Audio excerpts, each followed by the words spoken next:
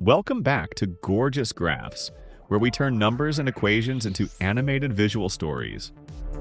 Today's video focuses on a family of functions that are the mathematical opposites of exponentials, logarithms.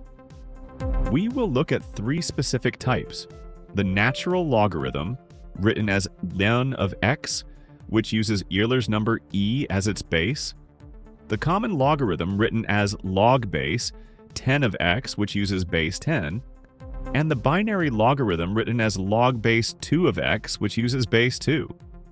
In this animation, we will trace the curves for x values between 0 and 16. All three graphs are only defined for positive x values, and as x approaches 0, the values drop steeply toward negative infinity. At x equals 1, each logarithm equals 0, regardless of the base.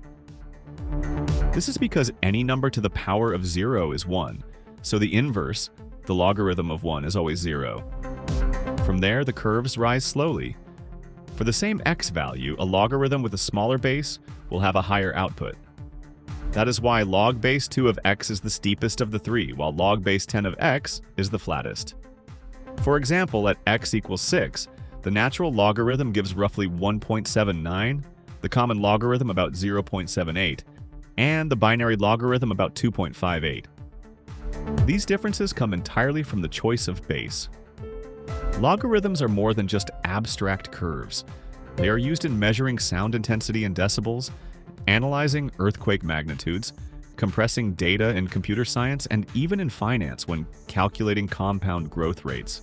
As you watch the lines unfold on screen, remember that these functions are the keys to unlocking exponentials. They allow us to solve for exponents when we know the result and the base.